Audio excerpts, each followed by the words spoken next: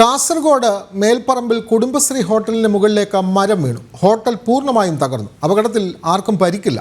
അഗ്നിശമന സേന എത്തി മരം മുറിച്ചു മാറ്റുന്നു. വിവരങ്ങളുമായി ദിസ്ന സുരേഷ് ചേരുന്നു. ദിസ്ന, ഈ കുടുംബശ്രീയുടെ ഹോട്ടലിൻ്റെ മുകളിലേക്കാണ് മരം വീണത്. ഈ സമയത്ത് ഹോട്ടലിൽ ആളുകൾ ഉണ്ടായിരുന്ന സമയമായിരിക്കുമല്ലോ. എന്തെല്ലാമാണ് കൂടുതൽ വിവരങ്ങൾ? ആർക്കും പരിക്കില്ല എന്ന് പറയുന്നു.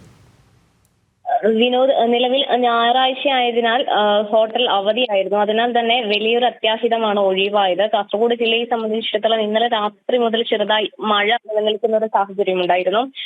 ചെറിയൊരു കാറ്റും ഉണ്ടായിരുന്നു. ഈ സാഹചര്യത്തിലാണ് കാസർഗോഡ് മേൽപ്പറമ്പിൽ കുടുംബശ്രീ ഹോട്ടലിന് മുകളിലേക്ക് മരം വീണത്.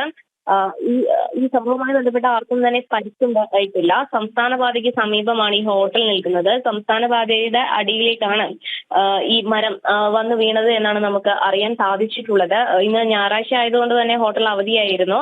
അതുകൊണ്ട് തന്നെ വലിയൊരു അത്യാഹിതമാണ് ഒഴിവായത്. അല്ലെങ്കിൽ വലിയൊരു തിരക്കുള്ള ഒരു ഹോട്ടലാണ്. നിരവധി ആളുകൾ ഭക്ഷണം കഴിക്കുവാനൊക്കെ വരുന്ന സമയമാണ്. കുറച്ചു മുൻപാണ് ഇത്തരത്തിലൊരു അപകടം നടക്കുന്നത്. വലിയൊരു ദുരന്തമാണ് ഒഴിവായത്. എന്തായാലും ഫയർഫോഴ്സ് എത്തി അവിടെ നിന്നും ഈ മരം നീക്കം ചെയ്യുവാനുള്ള എല്ലാ സംവിധാനവും നടപടിയും സ്വീകരിച്ചു കഴിഞ്ഞു.